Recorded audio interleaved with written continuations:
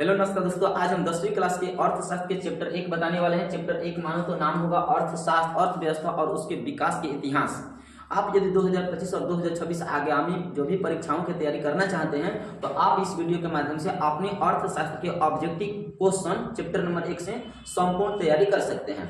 बीच बीच में आपको टिप्स और ट्रिक भी बताया जाएगा जो परीक्षा से संबंधित होगा और आपको परीक्षा में बेहद उपयोगी साबित होने वाला है। तो आप इस वीडियो को अंत तक देखते रहिए और अंत में कुछ इससे रिलेटेड कुछ और ऑब्जेक्टिव क्वेश्चन बताया जाएगा। एक और बात कि एक चैप्टर 2 पार्ट में होगा, पार्ट 1 पार्ट 2। एक पार्ट में 50 क्वेश्चन होगा, एक पार्ट में 40 से 41 क्वेश्चन होगा, क्योंकि इस चैप्टर में ना पूरा मिला के 51 क्वेश्चन बन रहा है। 91। पहला क्वेश्चन देखिए, पहला क्वेश्चन आपके सामने है कि जिस देश का राष्ट्रीय आय बहुत अधिक होता है उस देश को क्या कहते हैं। देखिए ये क्या अपना टाइपिंग मिस्टेक होता है बाबू की छोटी ई की मात्रा गड़बड़ हो जाता है, तो इस बात को आप भली भांति सुधार लीजिएगा। जिस देश का राष्ट्रीय आय अधिक होता है उस देश को आप क्या बोलोगे। तो देखो, जिस देश का आय सबसे आय मतलब कमी नहीं जितना ज्यादा होता है ना वो देश कहलाता है विकसित। क्या कहलाता है बाबू? विकसित। आंसर हो जाएगा भाई बी वाला, विकसित। जिस देश का आय सबसे अधिक होता है उस देश को विकसित बोलते हैं। अगर हमारे भारत की बात किया जाए, भारत किस कैटेगरी के देश है? तो विकासशील देश है। आपसे पूछा जाए भारत किस कैटेगरी में, किस क्षेत्र में आता है, तो विकासशील देश में आता है। अब विकासशील देश किस में जाता है? तो मिश्रित में। विकासशील देश किस में है बाबू? मिश्रित अर्थव्यवस्था में आता है। ये ऑब्जेक्टिव कई बार क्वेश्चन पूछा हुआ है आपसे। दूसरा क्वेश्चन इस प्रकार पूछेगा कि इनमें से कौन सा पिछड़ा राज्य है। तो देखिए पिछड़ा राज्य हमारा बिहार है। पिछड़ा राज्य कौन है बाबू? बिहार है। बिहार इसे बीमारू राज्य भी कहा जाता है।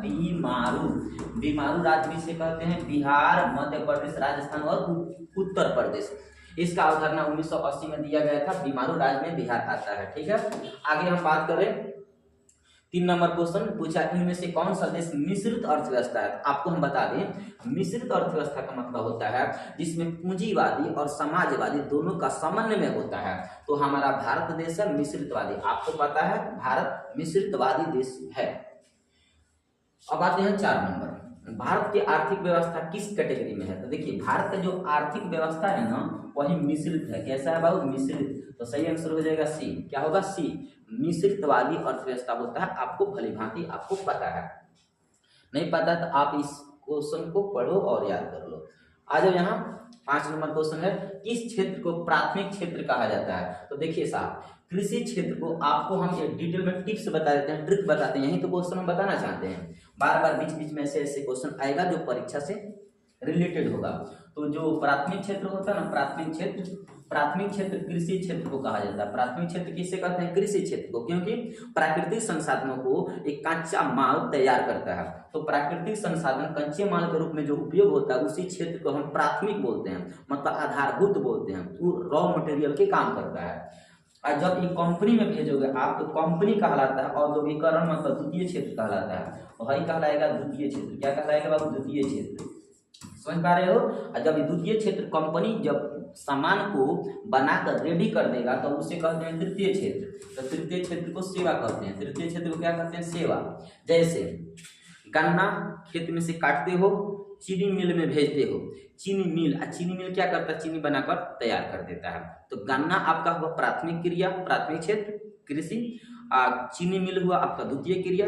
चीनी मिल कौन हुआ? द्वितीय क्रिया। और चीनी मिल जब चीनी बना देता है तो चीनी हुआ आपका सेवा क्षेत्र, मतलब तृतीय क्रिया।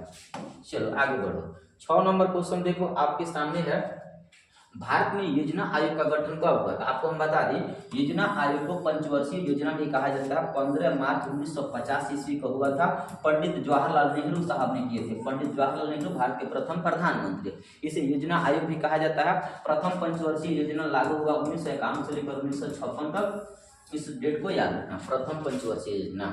6 नंबर का 7 नंबर क्वेश्चन देखो पूछा कि ऊर्जा के मुख्य स्रोत क्या है। देखिए ऊर्जा के सबसे बढ़िया स्रोत सूर्य को माना जाता है, सूर्य को।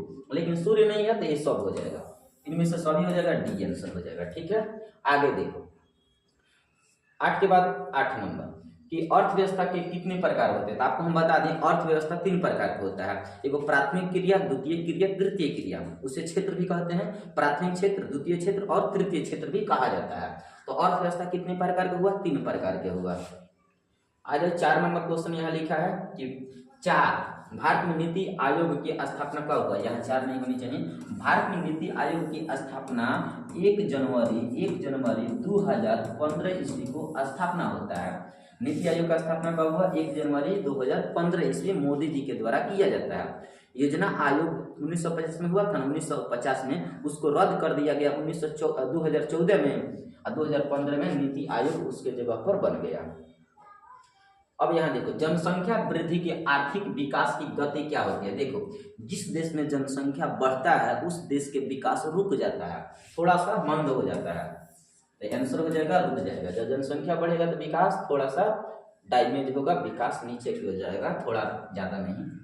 आर्थिक क्रियाओं का उद्देश्य क्या होता है? देखिए, कोई भी आर्थिक क्रिया होता ना, आर्थिक क्रिया के क्या उद्देश्य है? पैसा कमाना। अब पैसा कमा कर क्या करना? जीविकोपार्जन करना, जीवन यापन करना। अब वो जीवन यापन लग्जरी जीवन यापन करो या फिर खींच खांच के जीवन चलाओ। तो जीविकोपार्जन होता है लग्जरी जीवन, जीविकोपार्जन मतलब जीविका चलाना, उसका मुख्य उद्देश्य होता है। और ये हम 12 नंबर की क्वेश्चन की बात करें तो 12 नंबर क्वेश्चन आपके सामने है कि आर्थिक विकास का गैर आर्थिक कारण क्या है। देखिए, आर्थिक विकास जो भी होता है ना, उसका आर्थिक कारण क्या होता है? तकनीकी विकास। क्या होता है मेरे जान? तकनीकी विकास होता है। क्या होता है? तकनीकी विकास। इस बात को आप याद रखो, तकनीकी विकास होता है। उसी प्रकार हम 12 के बाद 13 नंबर देखें, किस क्षेत्र को द्वितीय क्षेत्र कहा जाता है? बताओ, उद्योग धंधा को ना कहते हैं? इसमें उद्योग धंधा भैया नहीं है। विद्युत, मोबाइल, कृषि। देखो, इसमें अगर हम ऑब्जेक्टिव की बात करें तो इसमें लिखा है मोबाइल। ये बताओ, मोबाइल कंपनी बनाकर दे देता है तो मोबाइल तो तृतीय में हो जाएगा। और कृषि कांचा माल होता है तो प्राथमिक में हो जाएगा। आईटी तो होगा नहीं, इसलिए विद्युत, बिजली जो बनता है ना उसको द्वितीय क्रिया कहा जाता है। बिजली को क्या कहोगे? विद्युत को द्वितीय क्रिया कहोगे। आ जाओ 14 नंबर क्वेश्चन। आपके सामने 4 नंबर प्रश्न, 14 नंबर प्रश्न है जो बोल रहा है कि किस क्षेत्र को, क्या बोला है? किस क्षेत्र को तृतीय क्षेत्र कहा जाता है? आपको पता है सेवा क्षेत्र को। सेवा क्षेत्र को जब सर्विस आदमी देता है उसी को सेवा क्षेत्र कहते हैं। मतलब हम आपको सेवा दे रहे हैं, पढ़ा रहे हैं, तो इसका मतलब सेवा है। ये तृतीय क्षेत्र में आता है। तो सेवा क्षेत्र तृतीय क्षेत्र में आता है, कृषि प्राथमिक में, औद्योगिकरण द्वितीय में आता है। ठीक है, आगे देखो, स्वतंत्रता के पूर्व भारतीय अर्थव्यवस्था कैसी थी? देखिए, स्वतंत्रता के पूर्व का मतलब होता है जब हमारा देश आजाद हुआ तो आजादी से पहले के पूर्व कहा जाता है। तो कृषि प्रधान थी। स्वतंत्रता के पहले हमारा देश कैसा था? कृषि प्रधान थी। आज देखो तो सबसे ज्यादा भूमिका किसका है? सेवा क्षेत्र का है। तो स्वतंत्रता से पूर्व पूछेगा तो कृषि बताओगे, कृषि मेन सेंटर में था। आज सेवा क्षेत्र मेन सेंटर में है भारत में। 16 नंबर क्वेश्चन देखो, 16 नंबर बोला कि किसी देश के विकास का स्तर किस आधार पर निर्धारित होता है? देखिए, किसी देश का विकास हुआ है कि नहीं हुआ है इसका निर्धारण कैसे होता है? तो आपको पता होनी चाहिए प्रति व्यक्ति आय से। जब किसी देश में प्रति व्यक्ति आय ज्यादा है तो कह देना कि उस देश का विकास ज्यादा है। हमारे देश में प्रति व्यक्ति आय 25,000 के आसपास है 2004 के अनुसार। भारत के पड़ोसी देशों में किस देश का प्रति व्यक्ति आय सबसे अधिक है? देखिए साहब, भारत के पड़ोसी देश समुद्री क्षेत्र को मिला दिया जाए तो 8 गो पड़ोसी देश है। उसमें से प्रति व्यक्ति आय सबसे ज्यादा श्रीलंका का है, भारत से भी ज्यादा है। इसलिए याद रखना, भारत के जो भी पड़ोसी देश होता है उन सभी पड़ोसी देशों में सबसे ज्यादा प्रति व्यक्ति आय किसका है? तो आप बताओगे श्रीलंका, रावण के देश। 18 नंबर, यदि राष्ट्रीय आय की अपेक्षा जनसंख्या में वृद्धि दर का अनुपात अधिक हो तो प्रति व्यक्ति आय क्या हो जाता है? देखिए, प्रति व्यक्ति आय सबसे पहले आप समझिए प्रति व्यक्ति आय होता क्या है। तो आपको हम बता दें, प्रति व्यक्ति आय राष्ट्रीय आय में जब कुल जनसंख्या से भाग देते हैं तो प्रति व्यक्ति आय निकलता है। तो जब जनसंख्या आप बढ़ाओगे तो भागफल छोटा आएगा। जब छोटा आएगा इसका मतलब प्रति व्यक्ति आय घटेगा। नहीं समझ पा रहे हो? और मान लो राष्ट्रीय आय 50 है, आज जनसंख्या अगर 10 है तो 5 आएगा, तो प्रति व्यक्ति आय कितना हो जाएगा? 5। अगर ये 10 के जगह पर अगर यहाँ मान लो 20 कर दिए हो, 20 तो 20 गुना 40, 2.5 आएगा ना? आएगा कि नहीं आएगा? इसका मतलब ये है जब नीचे का अंक बढ़ेगा तो भागफल छोटा होगा। वही कह रहा है जब जनसंख्या वृद्धि दर होगा, मतलब जनसंख्या बढ़ेगा तो प्रति व्यक्ति आय क्या होगा? कम होगा। जब जनसंख्या बढ़ेगा नीचे तो भागा कम आएगा, भागफल कम आएगा, इसका मतलब प्रति व्यक्ति आय कम हो जाएगा। क्या हो जाएगा? कम।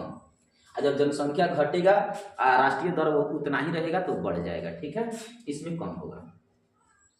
यहाँ देखो, फूट डालो राज करो की नीति किसने लागू किया, तो आपको हम बता दें, फूट डालो राज करो की नीति अंग्रेजों ने लागू किया। कब लागू किया? 1905 ईस्वी में। 1905 में करजन ने लागू किया था। कौन किया था? करजनवा। याद रखना, बंगाल विभाजन के समय ये सब बहुत ज़्यादा ये अपना ओरिजिनल अस्तित्व में आ चुका था। 1905 में फूट डालो राज करो की नीति लागू करके बंगाल को विभाजन करता था, आपस में लड़वाता था, हिंदू में मुस्लिम में, मुर्गा जैसे लड़ता है ऊपर से, हाँ ऐसे ऐसे कर रहा था। बहुत तकलीफ होता है, भारतवासियों को लड़ाता था और ऊपर से माजा मारता था। हमारे भारतवासी वैसे ही थे कि हिंदू मुस्लिम के क्षेत्र पर लड़ाई करना शुरू कर देता था। भारत की प्रथम पंचवर्षीय योजना कब लागू हुआ, तो यही बताओगे। 1950 में स्थापना हुआ, 1951 से लेकर 1956 तक चला। 11वीं पंचवर्षीय योजना कब लागू हुआ? 2007 से लेकर 2012 तक। और अंतिम 12वां पंचवर्षीय योजना पूछा जाए तो 2012 से लेकर 2017 तक हुआ। तो आज तक 12 को पंचवर्षीय योजना लागू हुआ है, जो 12वां 2012 से लेकर 2017 तक था। लेकिन बीच में मोदी साहब इलेक्शन को जीत जाते हैं, सरकार बना लेते हैं, प्रधानमंत्री बन जाते हैं। और 2014 में मोदी प्रधानमंत्री बनते हैं और 2014 में क्या होता है, योजना आयोग या पंचवर्षीय योजना खत्म कर दिया जाता है। इसके जगह पर नीति आयोग लागू कर दिया जाता है 2015 में। 2015 में पंचवर्षीय योजना के बदले में क्या नियम लागू होता है? नीति आयोग। तो आपसे पूछेगा नीति आयोग का स्थापना 1 जनवरी 2015। कब पंचवर्षीय योजना खत्म हुआ? 2014 में। लागू कब हुआ? उसके बदले में कौन दूसरा नया आ गया? तो नीति आयोग नया आ गया 2015 में। बिहार में जीवन यापन का मुख्य साधन क्या है? देखो, बिहार में जो जीवन यापन का मुख्य साधन होता है ना, वो होता है कृषि। बिहार में जीवन यापन करने का मुख्य साधन क्या है? कृषि है। सबसे ज्यादा लोग कृषि पर निर्भर हैं। एक समाजवादी अर्थव्यवस्था में सर्वाधिक बल किस पर दिया जाता है? देखिए साहब, जब कौन देश समाजवादी होता है तो उसमें लोक कल्याण की बात ज्यादा किया जाता है, समाजवादी अर्थव्यवस्था में। और जब पूंजीवादी अर्थव्यवस्था होता है तो उसमें पूंजीवादी अर्थव्यवस्था में प्रति व्यक्ति मतलब हर एक इंसानों के संसाधन के लाभ को ज्यादा जिक्र करता है। मतलब जौन देश पूंजीवादी होगा ना, तो सबसे ज्यादा लाभ के चक्कर में रहता है। और जो समाजवादी देश होता है तो सबसे ज्यादा लोगों के कल्याण के चक्कर में रहता है। और जो देश दोनों रहता है तो दोनों मेंटेनेंस करके चलता है। तो समाजवादी लोग कल्याण की बात करता है। अगर पूंजीवादी पूछा होता तो अधिकतम लाभ के चक्कर में बात होता है। बात समझ पा रहे हो? तो याद रखना, समाजवादी पूछे लोक कल्याण, पूंजीवादी पूछे अधिकतम लाभ। हमारा देश मिश्रितवादी है तो हम लोग दोनों देखते हैं, अपना अधिकतम लाभ के चक्कर में भी रहते हैं और समाज का भी कल्याण करते रहते हैं। भारत में प्रथम पंचवर्षीय योजना कब शुरुआत हुआ? 1951 में। कब हुआ था? 1951 में शुरू हुआ था, 1956 तक गया। राष्ट्रीय विकास परिषद का गठन कब हुआ? आपसे क्वेश्चन पूछेगा, राष्ट्रीय विकास परिषद का स्थापना कब हुआ? तो आपको एक डेट के साथ याद होनी चाहिए, 6 अगस्त। कब बाबू? 6 अगस्त 1952 ईस्वी को स्थापना होता है। और इसका अध्यक्ष होते हैं प्रधानमंत्री, प्राइम मिनिस्टर। इसका अध्यक्ष कौन होते हैं? राष्ट्रीय विकास परिषद का स्थापना 6 अगस्त 1952 ईस्वी को होता है। अब भारत के प्रधानमंत्री इसका अध्यक्ष बनते हैं। आगे बढ़ो। बैंक उदाहरण है, देखो बैंक जो उदाहरण है ना, वो तृतीय क्षेत्र में आता है। प्राथमिक क्षेत्र तो होगा नहीं, इसमें खेती बाड़ी थोड़ी होता है, कंपनी तो है नहीं। इसका मतलब इस सेवा देता है, लोगों को क्या देता है बाबू? सेवा। तो तृतीय क्षेत्र में आता है बैंक। अगर हम बात करें 26 नंबर, तो किस अर्थव्यवस्था में उत्पादन के साधनों पर किसी व्यक्ति या किसी संस्था का अधिकार होता है? देखो, जब किसी अर्थव्यवस्था में उत्पादन के साधनों पर अधिकार निजी व्यक्ति का होगा, पर्सनल, तो उसे हम पूंजीवादी कहते हैं। और जब किसी अर्थव्यवस्था के उत्पादन के साधन पर अधिकार सरकार का होता है तो उसे समाजवादी कहते हैं।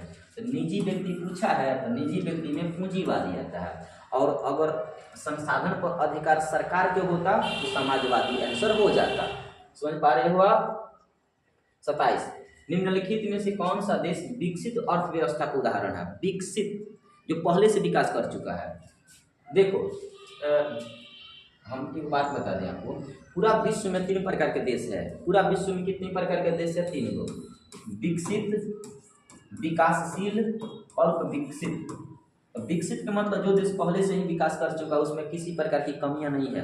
और उसमें शिक्षा व्यवस्था सब कुछ एकदम टंच है, तो उसे विकसित कहेंगे। अब विकासशील का मतलब अब बहुत तेजी से विकास कर रहा है, तो भारत इसमें आता है, अमेरिका, जापान इसमें आता है। और अल्प विकसित मतलब ये होता है कि जो अब विकास शुरू कर रहा है।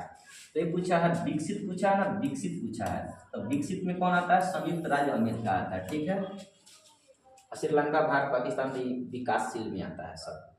नरेगा के अंतर्गत ग्रामीण मजदूरों को साल में कम से कम कितने दिनों के लिए रोजगार दिया जाता है, तो साल में 100 दिनों के लिए रोजगार देने की बात किया जाता है। नरेगा को ही मनरेगा कहा जाता है, मनरेगा। मनरेगा का स्थापना अगर बात करोगे तो नाम क्या था उनका, डॉक्टर मनमोहन सिंह। डॉक्टर मनमोहन सिंह के सरकार में इसका स्थापना किया जाता है 2006-08 के सीजन में, ठीक है। डॉक्टर मनमोहन सिंह प्रधानमंत्री थे 2006 और 8 के बीच में, उसी समय ही इसका मनरेगा का स्थापना हुआ था। नरेगा एक कार्यक्रम है, कैसा, राष्ट्र स्तर पर, पूरा राष्ट्र के जहां जहां गांव है वहां वहां 100 दिनों के लिए रोजगार देता है। साल में कितना दिन के लिए रोजगार देता है, 100 दिन के लिए। तो राष्ट्रीय स्तर पर वो काम करता है। सतत विकास का उद्देश्य होता है अपने लिए और आने वाले संतति के लिए लगातार विकास करना। ऐसा विकास जो हमारा भी विकास हो जाए और आने वाले जो हमारा बाल बच्चा है उसका भी विकास होता रहे, उसी को सतत विकास या लगातार विकास कहा जाता है। तो सतत विकास क्या होता है, अपने लिए और आने वाले संतति के लिए विकास, सी ऑप्शन होगा। प्लास्टिक मुद्रा एटीएम को कहा जाता है। तो एक बात समझो, पूछेगा 2 नंबर में एटीएम क्या है, तो सबसे पहले ऑटोमेटिक टेलर मशीन या हिंदी में कहोगे स्वचालित यंत्र, एक प्रकार के प्लास्टिक मुद्रा होता है जिसके माध्यम से बैंक में डिपॉजिट या बैंक में जमा की गई राशि को आदान प्रदान किया जाता है। इसका खोज 1967 ईस्वी में हुआ था। एटीएम का खोज कब हुआ था, 1967 में। और किसने किया था, John shepherd. John shepherd Britain के थे, उनके द्वारा किया गया था। तो प्लास्टिक मुद्रा कौन है, एटीएम है। अब यहाँ जो लिखा है जनसंख्या की दृष्टि से बिहार का भारत में स्थान कौन है, देखिए साहब, बिहार का स्थान 3रा नंबर पर है। भारत में जनसंख्या 143.8 करोड़ हो चुका है आज 2023-24 में। और हम भारत में बात करें, भारत में 1 नंबर पर उत्तर प्रदेश है, सबसे ज्यादा जनसंख्या। 2 नंबर पर महाराष्ट्र है, 3 नंबर पर भारत है, बिहार सॉरी। उत्तर प्रदेश 23 करोड़, महाराष्ट्र की बात किया जाए तो 13 करोड़, अब बिहार की बात किया जाए तो 12 करोड़। 3रा नंबर पर आता है बिहार, 3रा नंबर पर। सब्जी के मामले में यहाँ बोला है ना, सब्जी उत्पादन में बिहार को कौन सा स्थान प्राप्त है, तो 2रा। सब्जी के उत्पादन के क्षेत्र में बिहार 2रा नंबर पर है। साग सब्जी मतलब कोहड़ा, लौकी, भंटा, घेवड़ा इत्यादि। बिहार में किसकी प्रधानता है, देखिए साहब, बिहार में जो प्रधानता है ना वो प्रधानता है कृषि का। बिहार में सबसे ज्यादा लोग कृषि पर निर्भर होते हैं, इसलिए प्रधानता किसका है, कृषि पर है, ठीक है। आगे देखो, आगे आपसे क्वेश्चन पूछेगा कि बिहार के पिछड़ेपन होने के कारण, मतलब बिहार के आर्थिक पिछड़ेपन होने का कारण बताइए। देखिए बिहार पिछड़ा हुआ क्यों है, क्योंकि इसका जनसंख्या अधिक है, ये भी सही है। कृषि पर अधिक लोग निर्भर होते हैं, अधिक भार है, कृषि पर सबसे ज्यादा जनसंख्या है। 80% बिहार की जनसंख्या तो कृषि करता है।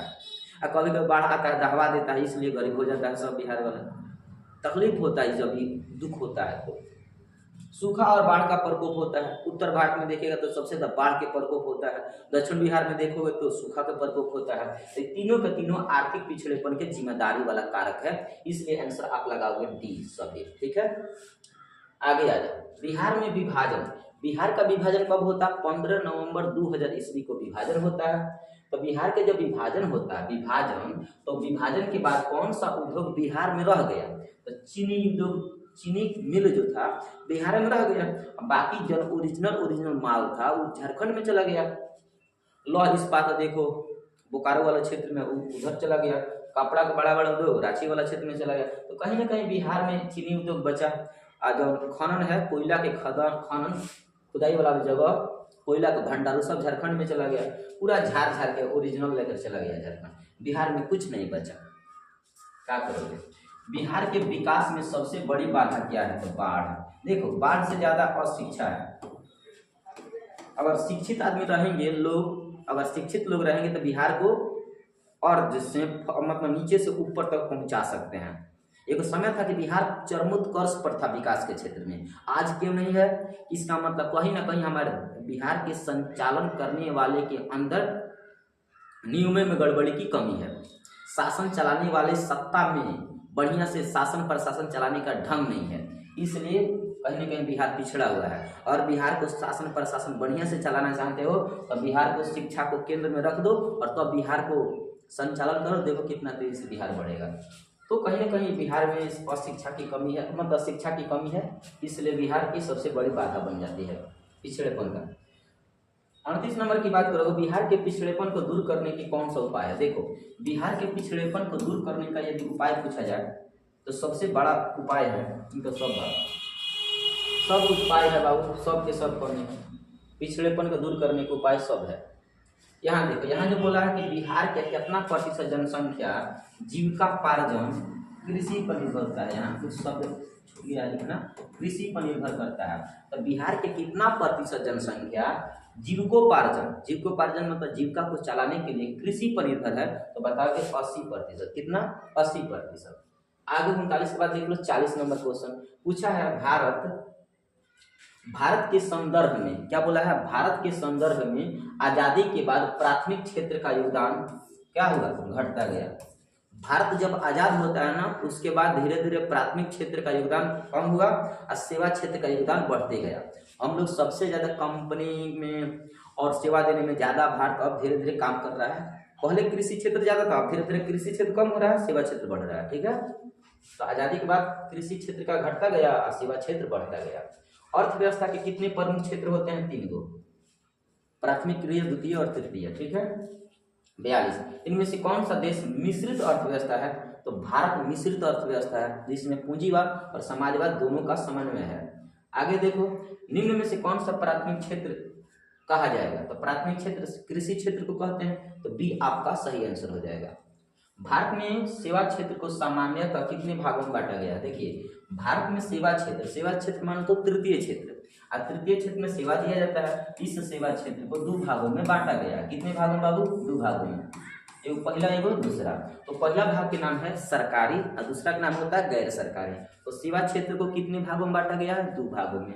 याद रहेगा, याद रखना, ये ऑप्शन हो जाएगा 2 भागों में। भारत की राष्ट्रीय आय में किस क्षेत्र का सर्वाधिक योगदान है? भारत के जो राष्ट्रीय आय होता है उसमें सबसे ज्यादा जो योगदान है ना, वो है तृतीय क्षेत्र का, मतलब सेवा क्षेत्र ज्यादा है, बाकी सब कम है। अर्थव्यवस्था जीविकोपार्जन या आजीविका अर्जन की एक प्रणाली है, यह किसने कहा था? अर्थव्यवस्था आजीविका अर्जन करने का एक प्रणाली है, एक सिस्टम है, किसने कहा था? उनका नाम था ब्राउन क्रेन्स। क्या नाम था? Brown cranes. बी ऑप्शन सही हो जाएगा। श्वेत क्रांति का संबंध प्राथमिक क्षेत्र से होता है, हम आपको बता दें। प्राथमिक क्षेत्र में देखो, श्वेत क्रांति का मतलब होता है दूध का उत्पादन। क्या होता है? दुग्ध उत्पादन। ऐसा क्रांति जिसमें दूध का उत्पादन ज्यादा किया जाता है उसी को श्वेत क्रांति कहते हैं। ये बताओ, दूध उत्पादन कहाँ से होता है? गाय भैंस से होता है। तो दूध उत्पादन कर रहे हो, कच्चा माल के ना काम करेगा, वो कंपनी में जाओगे, डायरी में लेकर जाओगे, डेयरी में तो क्या करेगा, उसे फिल्ट्रेट करेगा, तब तो उसे पीने योग्य बनाएगा या फिर कोई और काम करेगा। तो दूध कहीं ना कहीं कच्चा माल होता है, डायरेक्ट भैंस से निकाल रहे हो, तो ये प्राथमिक क्षेत्र कहा जाएगा, प्राथमिक क्षेत्र। ठीक है, भारत का कौन सा आर्थिक क्षेत्र सबसे बड़ा है? तो भारत का सबसे बड़ा आर्थिक क्षेत्र सेवा क्षेत्र है। तृतीय क्षेत्र सबसे बड़ा है, उसी को सेवा क्षेत्र कहोगे। शिक्षक, अच्छा ये क्वेश्चन देखो बहुत मस्त है। शिक्षक द्वारा अपने पुत्र को पढ़ाना कौन सी क्रिया है? देखो शिक्षक अपने ही पुत्र को पढ़ाएगा तो उसे पैसा नहीं मिलेगा, पैसा उससे नहीं मिलेगा, इसका मतलब अनार्थिक हो जाएगा।